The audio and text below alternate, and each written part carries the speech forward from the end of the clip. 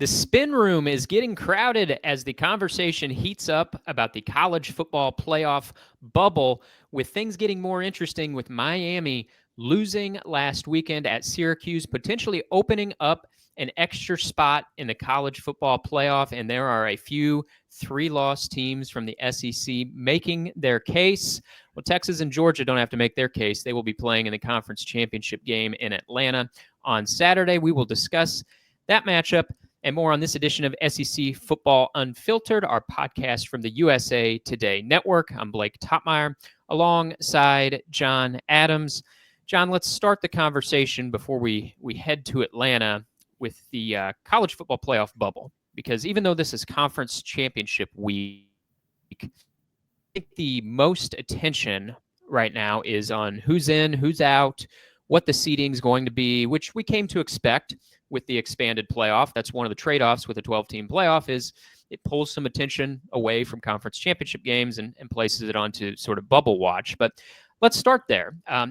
Do you feel like, John, that Miami losing opens up an avenue that was previously closed to a three-loss SEC team making it into the bracket? You don't have to say which one. We can unpack that in a moment. But do you think there's a case now with Miami suffering a second loss to Syracuse for a spot maybe for a three-loss SEC team? Well, I thought there was already a case for a three-loss SEC team. Miami certainly helped that, though. I thought that was a significant outcome. I mean, the game of the day, the upset of the day, was Michigan beating Ohio State, but Ohio State's still in. So the Miami game, that certainly gave a wider path, I would say, for a three-loss team from the SEC. The problem with it is it's so hard to distinguish one three-loss team from another, and that's a conundrum for people to decide. That shouldn't mean they should all be discounted. You're supposed to do the work, and it's not supposed to be easy, but you're supposed to find the best team, the most deserving team. One of the things that really struck me about that Miami game, and I've thought about this in the last 2 weeks, with all the games, there have been a number of upsets, and sometimes by double-digit underdogs. When you're in the running for a playoff berth and everything's on the line and you blow it, I think that's a real negative factor to consider, because you're getting ready to go into the playoff where high-stakes games, high-pressure games, and you didn't take care of your business. For example, Alabama a couple of weeks ago getting blown out by Oklahoma. Well, here's a chance to show, just put the wrapping on what you think is a playoff-type team or season, and you go out there to Norman and just look awful. I've thought about that a lot in deciding which teams I would pick for these bids, but certainly, and I looked at Miami the same way. Miami jumped out to a big lead, was rolling, and it couldn't stop Syracuse. Syracuse wasn't playing for anything. It's a kind of game where you say, okay, let's get this done, and Miami didn't get it done. Yeah, Miami's defense has been a disaster all season, and it's got on the right side of the scoreboard most times because of Cam Ward and Cam Ward alone, but it just felt like at some point Miami's defense was going to catch up with it, and it did in this loss to Syracuse. So I want to sort of set the stage for our further bubble conversation, John, because I think 8 teams right now are in the bracket regardless of what happens this coming weekend in conference championship game. So I want you to tell me, not in your eyes, but just in terms of what the committee is going to do you think I'm crazy to say that these 8 teams are a lock, right?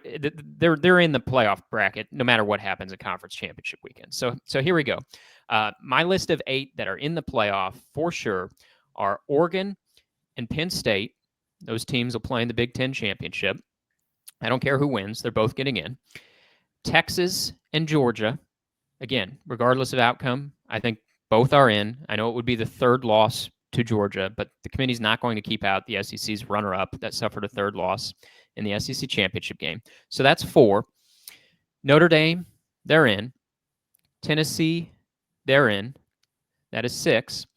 And then Ohio State, let's not be a victim of the moment. Yes, they lost to Michigan, but they also beat Penn State and Indiana. They're 10-2. Ohio State's in. And Indiana, regardless of what you think of their strength of schedule, given this situation, they're 11-1. They are in. So we'll continue down the path here. But first, do you agree with me, or do you have any significant pushback on those 8 being in, regardless of what happens this coming weekend? No, I agree with you. I looked at that too. So I thought the same teams. You cannot, if you're going to keep playing conference championship games, and I would prefer they didn't. But if you're dedicated to that, you can't penalize a team for losing in the conference championship game. I mean, you can reward the team that wins and put it in, give it a first round bye and a higher seed. But if you penalize, the idea that a team can benefit from not playing in the championship game, it's kind of like, it's almost like they're saying, hey, let's opt out of that SEC game. What if Texas or Georgia just said, hey, we're good. You go ahead and send Tennessee in our place. We'll just sit this one out. And I think there's no way the committee does that in terms of like a team like Georgia. Georgia suffers its third loss to Texas, and all of a sudden the committee is going to bump out Georgia in favor of Alabama and Ole Miss. Like, yeah, I know Alabama and Ole Miss beat Georgia on the field. That is true. But to your point, John, there's just I don't think there's a world in which the committee is going to penalize Georgia to the extent of, hey, you had to play an extra game.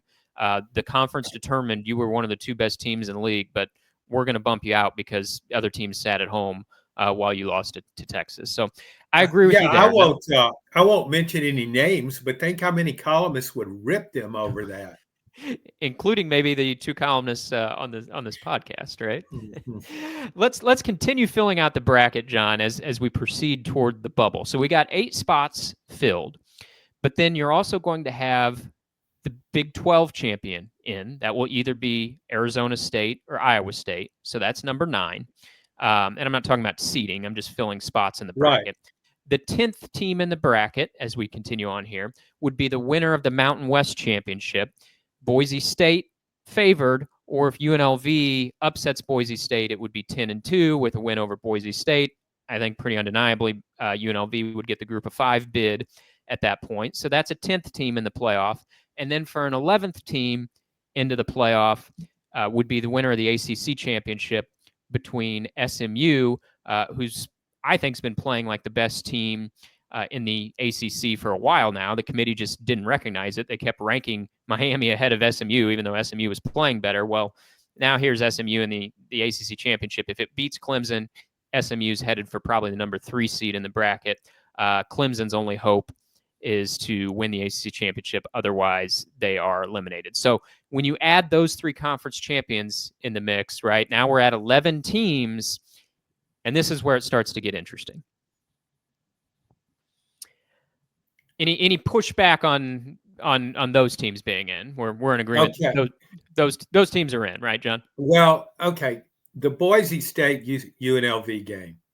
Mm-hmm. Boise beat UNLV during the regular season. Now, but it's going to be, if it loses in this game, it's out, though, isn't it? Because it's a conference championship game. I think so, and I don't necessarily like that is the case. And I think this is to your point on, like, do we need to have these conference championship games anymore? I think you could argue Boise State still maybe has a better resume. And their other loss is to Oregon, which could be the number 1 team in the bracket. But yeah, if Boise State loses and UNLV has that conference championship, then the committee's hands are basically tied, and UNLV is all but certainly getting the bid. I mean, the only other option would be, say, taking Army, the AAC champion, but UNLV's already ranked ahead of Army. So then if they beat Clemson, or excuse me, if they beat Boise State, that's just not happening. Yeah, the way it's set up, it's the best conference champion in the group of 5 or whatever. But to me, it ought to be the best team from the group of five, regardless of champ. Because the thing about Boise State, and the thing that gives it so much credibility, is it slugged it out with Oregon way back in September. That game is like a 3-point game, 37-34 or something. I don't remember the exact score, but it proved itself. That's what you're looking for from one of these teams, to say, yeah, well, it won't be out of place if we put it in the playoff, because there's always going to be a question about that. They don't really belong. You should just have another large team from the major four conferences. But yeah, Boise State proved itself there, and it's already beaten UNLV once. So to me, they each win a game in head-to-head competition. Then you go to strength of schedule, and Boise State prevails. And also, I think a lot of people would like to see Boise State's running back more than they would anybody from UNLV, because he's in the Heisman race. Well, we're not afraid to go down a quick tangent on this podcast, John. So I want to get to our bubble teams, but because you introduced Ashton Jeanty, and I know the Heisman Trust has these strict rules that we can't reveal our ballots ahead of time, and the conference championship games still await. You and I do not fill out our ballots as some people do before the conference championship games even arrive. But without revealing your ballot, because you went there. There's not really a great Heisman candidate in the SEC this year. The Heisman winner is not going to come from the SEC. I'm wondering how you feel about the Travis Hunter versus Ashton Jeanty debate for Heisman, and do you feel like there's someone else who's on their level that you would take seriously for your ballot, maybe at the top end of your ballot? Yeah, I guess Cam Ward would come the closest. I like Jackson Dart for much of the year, and you pointed it out when we talked about this, he doesn't, his big games, his performances in the clutch sometimes in big games haven't come up to the standard you kind of expect from the Heisman winner. And that's something Cam Ward has done. You alluded to it earlier. Cam Ward, no defense. He pretty good offense, and Cam Ward keeps that offense humming and keeps it in games that probably sometimes wouldn't have won without him. Ashton Jeanty is, I really like him, and I really like Travis Hunter. To me, both of those players are deserving of the Heisman. And the fact that Travis Hunter can excel at two positions, offense and defense, that puts him in a different category. But I've watched Jeanty in 4 or 5 games, and he's so good. He reminds me, yeah. And I know what people would say, well, he couldn't do that in the SEC. Yeah, he could. Well, he's projected to be a first-round NFL draft pick, so apparently NFL scouts think he can do this in the NFL. And so if you can do it in the NFL, I think you could probably do it in the SEC.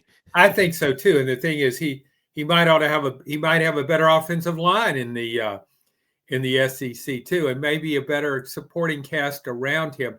Because when Boise plays, I watched, I think it was San Diego, both UNLV and San Diego State keyed on him unbelievably. It reminded me, going way back to Herschel Walker with Georgia, where, okay, we just got to stop him. They're going to give him the ball. And despite all the attention, yeah, Georgia gave him the ball. And he moved the pile again and again. And then every now and then he'd break one. And that's kind of what Jeanty does. I wouldn't say he's Herschel Walker, but he has some of the same qualities. Doesn't have the speed, and it's not as big, but just his ability to break tackles and durability. He was playing with his left arm in a cast in a few games. So I haven't decided whom I'll vote for, but yeah, and that's one thing I want to get back to the bubble conversation, John, but that is one thing I don't like about the average Heisman voter. Maybe not the average Heisman voter, but there's a lot of Heisman voters out there that try to browbeat their peers into saying like, oh, well, you have to vote.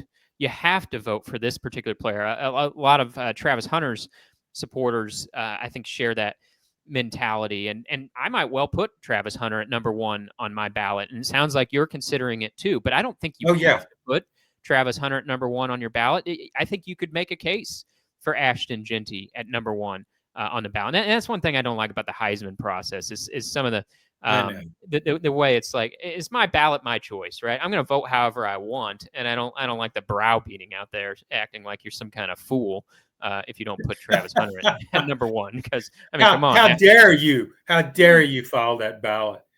Right? Well, yeah. So both guys all are right, really bubble deserving. Conversation, John. Sure. Yeah, bubble conversation. So we've got Okay. 11 spots assigned in the bracket. That leaves a 12th spot.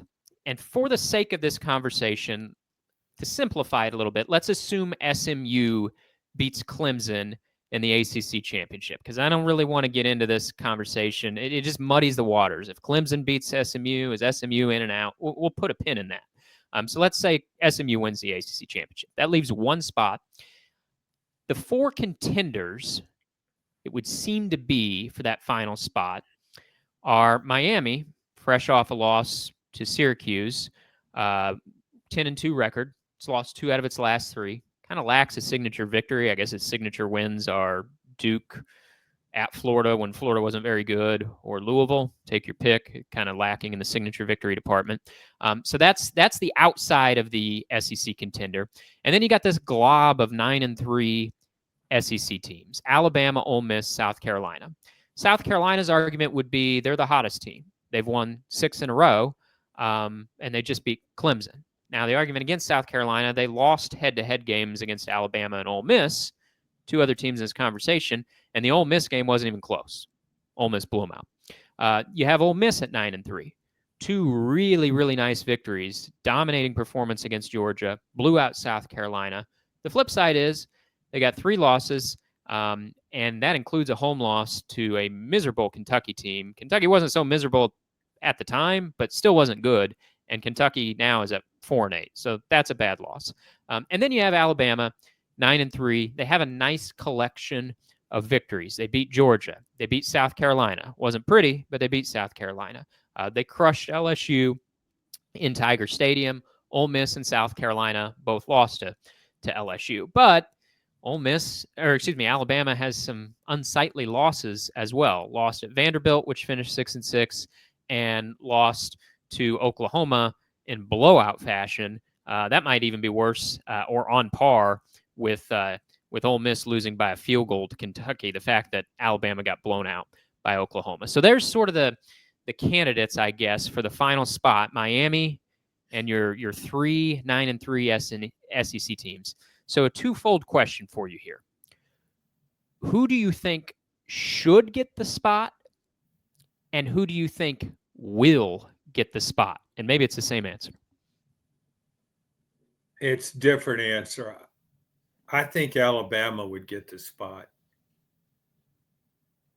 I'm going with the brand here. Yes.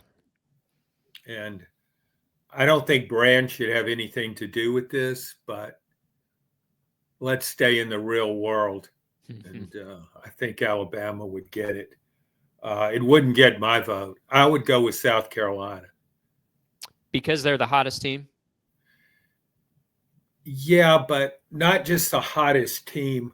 Okay, but go back. They lost a 2-point game to Alabama on its home field. Mm-hmm. So on Alabama's home field. Yeah. Yeah, on Alabama's home field. So I know technically that's a loss, but we've heard a lot about how hard it is to win in the SEC on the road. Coaches have beaten us to death with that problem. Ole Miss, I think, is the most talented team in the SEC. Maybe right there with Texas. Maybe that's in my opinion. Ole Miss has some really good wins, but I look at Ole Miss as a team in the playoffs that'll just lose the game it should win, or just Ole Miss to me has had too many chances. You lose to Kentucky, my goodness. I mean, you don't have a gripe. All you have to just beat Kentucky, and you're there's no debate about, well, you're 10-2 and you're in the championship. I mean, in the playoff. Lose a game at LSU, Tiger Stadium, tough situation, even though you play better. But then I look at that Florida game. You're double-digit favorite. I know it's in the swamp, but Florida's not a great team. It's playing better than it was early on when it lost to Miami, but it's not an exceptional team. Everything is there for the taking. Just go out and take it. And it can't do it. And then I look at South Carolina playing at Clemson. That, to me, South Carolina has an outside shot. So everything on the line for South Carolina, and it comes through. So I would give it to South Carolina. Okay, I'm gonna refute on one ear, push back on one of your answers, John, and agree with the other. So let's start where we're in agreement. We both think Alabama, in this scenario we're laying out, will get the bid. I agree with you. I think brand shouldn't matter, but I think it's hard for brand not to matter, at least on a subconscious level. Like when you go into the gas station and you want a candy bar, you see the Hershey's brand candy bar or you see the off-brand candy bar. You've never had the off-brand. You don't know. Maybe it could be just as good, but I mean, I just think your mind is telling you buy the name brand, right? Like buy the Gatorade, don't buy the off-brand sport drink. Well, and I'm not saying you should do that. I just think that that's kind of the way the mind works. And when you take in that they have identical records, Alabama beat South Carolina, and Alabama's strength of schedule, is right there with any of these teams. It's them and South Carolina have the best strength of schedule. Alabama has the best wins in that they beat Georgia, South Carolina. I think there's a lot of arguments that the committee can make beyond just brand bias to justify it. And so that's not the team I would pick of this collection. But and so I'll get to that in a moment. But I agree with you that the committee will take Alabama in this scenario.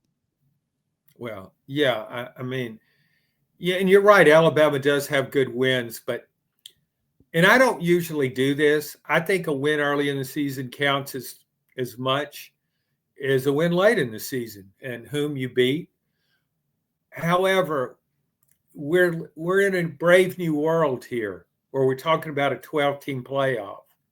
And so you have a lot of chances. You have more chances. Before this, a 3-loss team would have no shot at playing for national title. Probably a 2-loss team wouldn't either. So I guess that's how I looked at these closing games. They're kind of like play-in games. And for Alabama to go to Oklahoma with everything there for the taking and play as poorly as it did, to me, you had your chance and you blew it. Let's give somebody else a shot. And I looked at Ole Miss the same way. It's got more talent than Florida. I don't care where the game's played. And you got your mulligan when you lost to Kentucky. You had your chances, and you had a pretty easy SEC schedule compared to some other teams Ole Miss did. So yeah,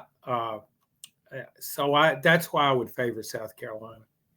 Okay, so we've established that we think the committee will take Alabama. Neither of us would take Alabama. I would also not take South Carolina, though, John. I would take Ole Miss for this spot, and here's why.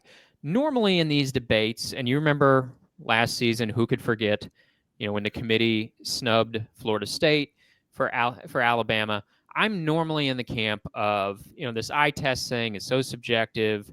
I like it. I just take the most deserving teams.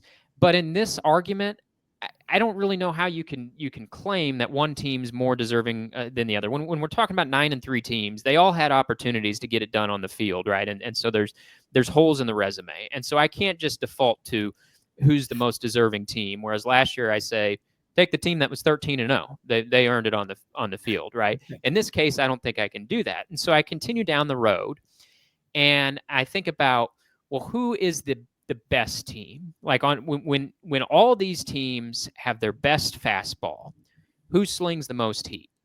I think that team is Ole Miss. Ole Miss dominated Georgia, and they smashed South Carolina in their own building. And I'm with you on South Carolina. If it's a choice between South Carolina or Alabama, I take South Carolina. South Carolina's playing better right now. That loss that Alabama had by 3 touchdowns to Oklahoma, that was a horrible loss. That was worse. Seeing both of them play out, that was worse than Ole Miss losing by a touchdown in the Swamp. Ole Miss had chances to win that game. Alabama had no chance to beat Oklahoma with the way it played 2 weeks ago. And I mean, that South Carolina-Alabama game, that was played at Bryant-Denny Stadium down to the final play. So I wouldn't have a hard time taking South Carolina over Alabama. I do have a hard time taking South Carolina over Ole Miss because those teams played in South Carolina's building, and it wasn't close. It was a blowout. Now, I think South Carolina is a better team now than they were then. However, I still can't ignore the fact that when they played, Ole Miss won by 24 points. Ole Miss has some bad losses, undeniably, but their 3 losses came by a total of 13 points. So they were never blown out like Alabama was, like South Carolina was against Ole Miss. And so, it's not a hill I'm going to die on. Like I said, all these teams had chances to earn it on the field. They didn't, and so they're trying to win it in the spin room. But I think when you add it up, Ole Miss has 2 really impressive victories. They beat South Carolina head-to-head. They never got blown out. I think they're the best team when they have their best day. So, and they might have beat the team that'll win the SEC championship, depending on if Georgia wins on Saturday. So that's sort of my case for Ole Miss, and feel free to poke holes in it. No, that's a fair case. I can look at it that way too. Those are good points. I guess I'm penalizing. Maybe it's the fact that I thought Ole Miss was so good. Yeah, they failed to meet your standard. Ole Miss disgusted me because I thought it might have had the most talented team. It's between Ole Miss and Texas. But Ole Miss, I just thought had so much talent. And to play the way it did in the clutch and lose some of the games it did, it's just like, yeah, I think that's what did it for me. So I'm discriminating against Ole Miss because it failed to reach the expectations I had for it. And I do think there's something to be said, John, for South Carolina's won 6 in a row. I mean, I don't think it should all be about who's got the hot hand, but I would hear arguments for South Carolina. Like, if you pick Miami, I would shoot that down and say, well, if it's all about just picking the team with the best record, fine. If that's the way you look at it, fine. But BYU is 10-2 as well. BYU beat SMU, which is the best team in the ACC. So if we're just picking teams based off the best record, forget Miami, just pick BYU and be done with it, right? So like Miami, I don't think has a great case. I think you could make an argument for these SEC teams. The hot hand argument with South Carolina, I think kind of works. I just struggle because of the head-to-head result and the fact that,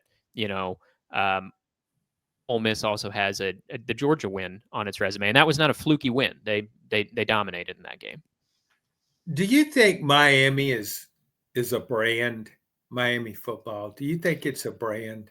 I think it's a brand, but not to the level of Alabama. Like I kept asking myself, why week after week was Miami ranked substantially ahead of SMU, right? Like SMU's loss came in week 2 to a good team. They lost to BYU. It was close. SMU made a quarterback change, and they've rattled off like 9 wins in a row, while Miami's been mucking around every week, flirting with disaster week after week.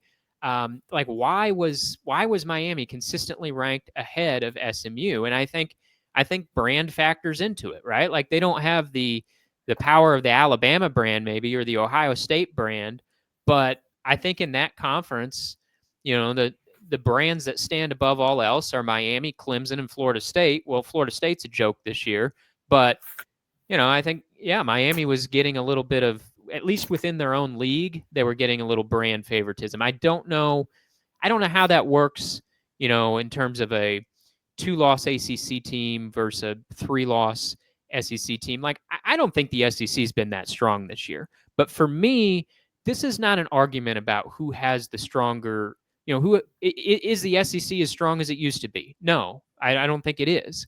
But that's not what the question is at play here. And I know I'm getting off on a tangent on you, John, but like, all this argument about whether the SEC is as good as they used to be, it's like two things can be true at once. The SEC to me is not as dominant as it's been in the past. But what we're talking about here is this collection of 4 or 5 teams who's most deserving of the spot. And that to me is not really a debate of, is the SEC as strong as it used to be? You just take the teams in front of you and you pick the best one out of the group. And so to your point about Miami with brand, I think it is a brand. I don't know if it's enough of a brand, to push it past Alabama or someone else in this situation. No, it doesn't have the history that Alabama does or that Ohio State does or a lot of teams. But Miami took college football by storm in the mid 80s. And that continued into the, into the 90s and early 2000s. It was a super program, and it didn't really have much of a fan base before then. And so it picked up all these bandwagon types from all over the country. Miami was just a hot item, and it was kind of like a pro team almost. A lot of colorful characters, a lot of superstar players who distinguished themselves in the NFL. So I think there's an allure to Miami. It's not like the allure of Alabama having this established brand. It's had 2 football dynasties, and it had, it's the blue blood of college football. But I think there's an appeal to Miami that, as you point out, lacking for SMU. SMU's brand is getting the death penalty. Yeah. Yeah. Well, let me ask you on that note, John, let's wrap up the bubble conversation with this. So we had this conversation through the lens of SMU wins the ACC championship. Let's flip it. Let's say Clemson beats SMU. It's a competitive game. Clemson wins. Clemson steals an auto bid. And now the final spot comes down to all the teams that we just discussed, where you said you think Alabama will get the bid, and I agree, but you think it should go to South Carolina. I think the strongest case was with Ole Miss. But now we're entering SMU into that conversation at 11-2, the ACC's runner-up. You said earlier you don't like the idea of penalizing teams that play in their conference championship and lose. Does that apply to the ACC's runner-up? Would you then give the final spot to ACC runner-up SMU, or are you rolling with 9-3 South Carolina? Yes, see that. I guess I'm contradicting myself here. I guess SMU with its. I just don't. I would still probably favor South Carolina over SMU, and the fact that South Carolina just beat Clemson, right, and now SMU turns around and can't beat Clemson. And Clemson's a team that Georgia beat, I think, 34-6 in the season opener. So it's shown it can't hang with the SEC. We've got 2 examples: start of the season, end of the season.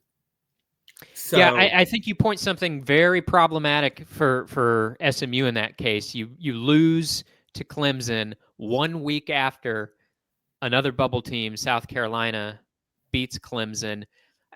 I really don't like keeping SMU out in this situation and rewarding a team that's sitting at home. But, I mean, that is a great counter argument for how would you give SMU the bid when South Carolina just beat Clemson. And so if SMU fails to get it done, yeah, I think they might be out, especially when you have another team, a top 20 team that's 10-2, BYU, that also beat SMU, right? And so it's like you're a couple times going up against top 20 teams, you would have lost. And so I do think the argument for SMU gets pretty difficult in that situation. Yeah, and I think now I would favor SMU over Miami. Sure. Yeah, Yeah. if it lost in the championship game, certainly I would figure. And the thing about SMU, Miami, to me, forget everything. It's so flagrantly bad on defense. Oh, yeah. You just can't. How's it going to beat? Let's say Boise State. I don't think it could stop Boise State. I would favor Boise State in a matchup. I'm just taking a team in the group of five. Hmm. So yeah, I think that's a problem. A glaring weakness to me raises a red flag with All right, any team. let's get to the SEC championship game, John, because Georgia. I mean, my goodness, Georgia probably in every way should have lost to Georgia Tech on rivalry week on Friday night, and somehow Georgia Tech gave away that game. Georgia wins in 8 overtimes, and now we're in agreement. Georgia's going to be in the playoff regardless of what happens in Atlanta against Texas. However, if they would have lost to Georgia Tech, I think this would be an elimination game against Texas in the SEC championship. If they would have lost to Georgia Tech and then lose to Texas, Yeah. you've lost 2 in a row. You got 4 losses. They'd be out. But they're going to be in the field. What happens Saturday determines whether they get a bye or not. But based on the inconsistencies we've seen from Georgia this year, they've looked really, really good in a couple games. Clemson, Texas. They've looked really, really vulnerable in a handful of games. And now we see what just happened against Georgia Tech. How much skepticism do you have at this point about Georgia's ability to win? I'm not talking about the SEC championship, the national championship. Do you put them on that top rung of teams? I don't even know who is on your top rung, but is Georgia on that top rung of teams that you think can win a national championship? I don't think I have a top rung. I think once you select this playoff field, I wouldn't eliminate many teams. Yeah, that's In fair. preseason and before all this unfolded, I would always say there are a lot of teams that are in the running for a playoff berth, but there aren't that many I would consider in the running for a national championship. I've kind of changed my mind on that by the way the season has played out, because we've seen tremendous inconsistency from so many teams. So many of the teams that we wanted to put up on a pedestal and say, okay, this team's number one. But I'm just very uncertain about that now. The thing I love about Georgia is, I think its greatest asset is its coach, Kirby Smart. I thought he did a great coaching job against Georgia Tech. He has a great ability to come through in the clutch as a coach, and his teams do that too. Doesn't win all the time, but he won just enough to get where he is. So I would have a hard time just saying, well, Georgia can't get it done. I wouldn't favor it to win the national title. I don't think it's going to beat Texas, but I just wouldn't say, well, Georgia can't do it. Who knows? Gets 3 weeks off. Its running back core gets healthier. Some of its defensive players get healthier. I wouldn't say no way Georgia can win it. There's too much history there saying it can win it. Yeah, and not just only history in the past, but history of this season, right? Yes. I mean, they beat Texas in Austin. They crushed Clemson. And so we've seen at times Georgia look really good. I think winning Saturday is incredibly important to both of these teams, because the idea, not that there's going to be horrible teams in the first round of the playoff, but the idea of winning 4 playoff games, just with how upside down and unpredictable this season has been, I think it's a really big advantage to get that bye. I'm not saying whoever loses on Saturday would necessarily go down in the first round of the playoffs, but I don't think it's a guarantee that they wouldn't either. I mean, let's think about it. If Texas or Georgia loses this game, they're probably going to be seeded, and then if Texas loses, it could be seeded in the 6 or 7 range, I think. If Georgia loses, it's probably going to be seated in the 7 or 8 range. Some people might even say they could fall lower. I think they'd probably be in the 7 or 8 range. I mean, that's going to put you up against an opponent in round 1 that you could lose to. And so I think for any team having to survive 4 rounds, we've talked about, do these conference championship games still matter or not? Is it an advantage to rest up and not be playing in the conference championship? We've made the case for that. But now as we get closer to the playoff, I don't know. I'm starting to feel like that bye into the quarterfinals, and so you only have to survive 3 playoff games is starting to look a little bit more valuable to me. Yeah, and that's a good assessment. I think it's important to both teams, also from a perspective of both teams still have something to prove in a way. Texas already lost to Georgia. Mm-hmm. And I think Georgia, because of the way it almost lost to Georgia Tech, and because of the games, the struggle it had with Texas and losing, not in Texas, but in losing the way it did to Ole Miss, a bad loss. Right. To a really good team, but a bad loss for Georgia. That to me really a proud program. That was a humbling loss. And I thought the Georgia defeat for Texas in Austin was a humbling loss. And so I think you're going to see teams that are even though they're both to me in the playoff, they both are going to be very motivated for this game. And I thought that was evident Saturday. A&M was playing for its playoff life there. It had to beat Texas, and it couldn't do it on its home field, and the score was misleading. Texas just really did a number on Texas A&M. Yeah, particularly Texas's defense. I think Texas's defense has shown that, at least through the lens of 2024, it is an elite unit. I don't know that it's a historically great unit, but just in terms of the lens of this season, it's one of the best defenses in the country. And when, Quinn Ewers and the special teams almost tried to give that game away, later in the third quarter and the fourth quarter, Ewers had turnovers on back-to-back drives. One of them was a pick 6, and then there was the block punt that set A&M up in the red zone. Texas defense answered the bell time and again. Like, the only points A&M scored was off the pick 6. They held the line after Texas fumbled, forced a quick possession change, quick punt, and then after that block punt, that's where the game was ultimately put away. A&M was 1 yard away from making that a 3-point game, and Texas said, got into the backfield and stuffed the Aggies at that point. And just sort of summed up the performance we saw from Texas defense all night and from most of the season. People forget in that 30-15 result earlier this season in Austin that Georgia won, most of Georgia's points were set up by turnovers from Texas's offense. Georgia only had 1 scoring drive in that game that traveled more than 34 yards.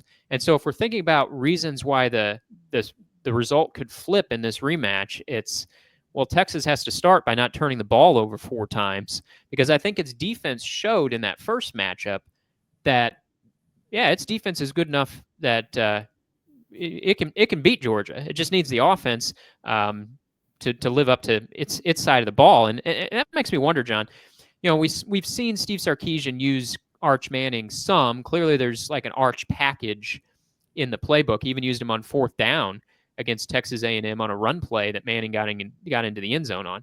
You've been a little bit skeptical of Quinn Ewers throughout his career, and I'm just wondering what you think about Quinn Ewers in this moment. He wasn't 100% against Texas A&M, playing on a gimpy ankle, so credit for him going out there and gutting it out, but had a couple turnovers, and we know he's got maybe the most ballyhooed backup quarterback in America behind him. How do you view this Texas quarterback situation right now, and can Texas win the whole thing with Quinn Ewers at quarterback? Well, I think it can, because I think Texas has the best combination of offensive and defensive lines in the SEC. just the two of them together. I think I like Quinn Ewers more when I've seen him this year, maybe than I have in the past a little bit. Okay. And I never thought he was like I always thought he was a good quarterback, but I just didn't know if he was quite good enough to take you all the way to a championship. And I kind of harped on that final series against Washington when it lost a playoff game. I thought Texas should have won that game. So you talk about the ankles. The problem I had with that, and it certainly worked out well. Texas won the game. It's right where it needs to be. But if you really believe in Arch Manning as your quarterback and yours is playing on a bad ankle, why not play Arch Manning? I mean, I'm not talking about a lack of ability here. I'm talking about a quarterback who might not be at his best and whose lack of being at his best could sort of downsizes your offense.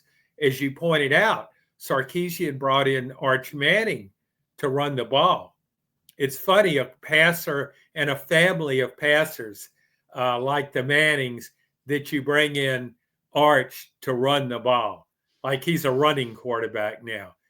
But I want my quarterback to be at his best. I don't know. Steve Sarkisian doesn't have the history with Arch that he does with Quinn Ewers. He believes in Quinn Ewers. Quinn Ewers handles pressure well. He looked unfazed during that game against A&M, even after making a mistake. But he has had some turnover issues. And I tell you what, if I got a chance to win a national championship, I'm not worried about hurting somebody's feelings. I'm going to make a change if things aren't going well. And that was a question I was going to ask you. If I get through the first half and it's a really close game with Georgia and the offense is struggling and Quinn Ewers throws an interception, I'm probably bringing in Arch in the second half. Yeah, I think Sarkisian needs to be willing to play two quarterbacks throughout this final push here toward a national championship. I don't know that he needs to make like a permanent quarterback change. Like a lot of times we look at quarterback things like it's black and white, like, oh, bench the starter, bring in the backup, right? Like, I don't know. I mean, Texas got to this point. They're 11-1 with Quinn Ewers as a starting quarterback. Arch played a couple games while Ewers was hurt. He looked good. Quinn's looked good for most of the season, other than that loss to Georgia. I don't know that there's a real argument, I think, for benching Quinn in favor of Arch. But the question you posed is different, and I think it's a good one. If Quinn's struggling in a game, it's not necessarily in the SEC championship game, but once you get into the playoff, it's lose and go home time. It's you only get one shot at this. There's going to be no coming back from. It's not a double elimination playoff bracket, although maybe that would be interesting, right? And so the reality is, I've never thought Texas had a quarterback controversy. They don't. Quinn Ewers is the starting quarterback. What they do have is two very good quarterbacks.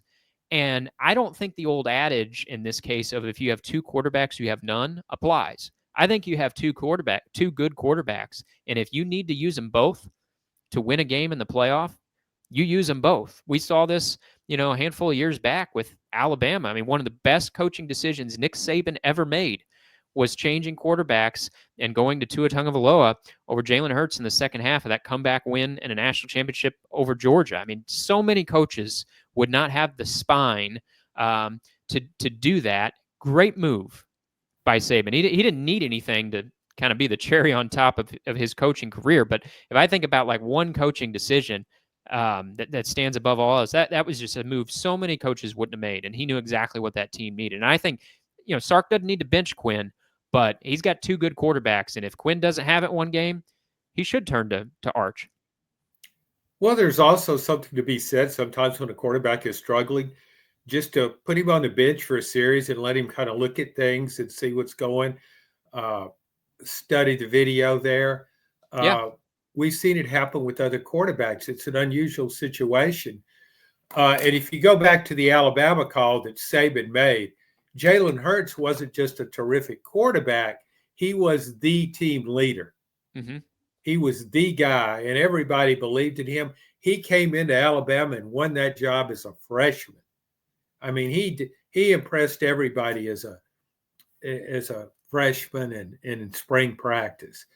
So I think it's the idea with so many coaches that say, coach is scared. He doesn't believe we can do it because this is our guy. And he's saying he's not good enough, as though it's a panicky move. But it's not a panicky move. It's just another move.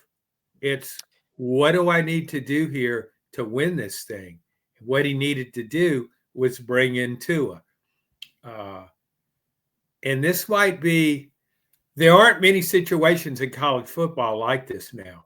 You don't have many teams that have a backup as good as Arch Manning. Not in the transfer portal and NIL era.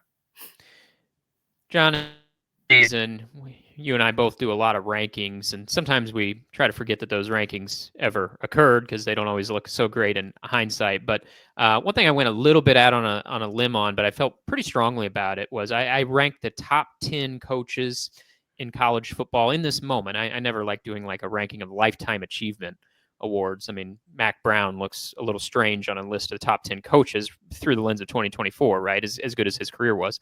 But in any event, I had Steve Sarkisian at number 3 in my list of top coaches. And I stand by that one. I mean, right now, I think Sark has proved himself. Now he needs to do it in the playoff. He's not on Kirby's level, right? Like Kirby's running away with the number one coach in the sport the last few years, especially with Nick Saban retiring and Jim Harbaugh going to the NFL.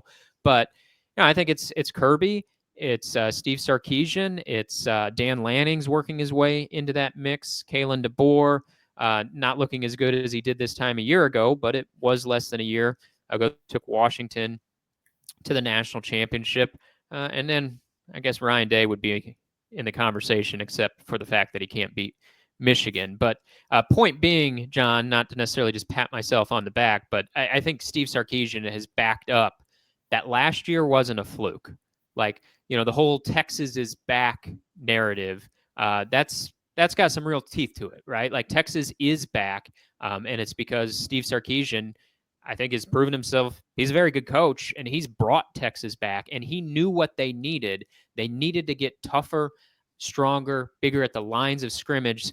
For so many years, Texas was kind of wandering through the desert of mediocrity, all these blue chip players, but it was all sizzle and no steak for Texas. All mouth, no trousers, all hat, no cattle, whatever cliche metaphor you want to use. That was Texas football, and Sarkisian got there, identified the problem, and made Texas better on the lines of scrimmage, and that's why they're one of the 2 teams in Atlanta. Yeah, I agree. And I think that's one of the things that came out of his stint at Alabama, working for Nick Saban. He had great offensive personnel there, could throw the ball, do everything you needed. But Nick Saban's teams had a toughness to them, usually. And he could see that up close and personal. And I think he took that with him. What I like about this Texas team is it's running the ball and it's stopping the run. It did that against A&M. And those are 2 things it's winning those physical confrontations. And it's got the other stuff too. It's got the bells and whistles also. It can beat you deep. It can, it can go throw the ball all around. Put up a lot of points, but Texas is a very complete team, and Steve Sarkisian deserves a lot of credit. I didn't think he was this good a coach. When he got the Texas job, I didn't think he would do as well as he had, because I saw him I looked at his track record as a head coach, and it was good. It wasn't great. And he'd been at places where you can win. And so I kind of saw him as an offensive guy who might lack the very things that this team has, the toughness.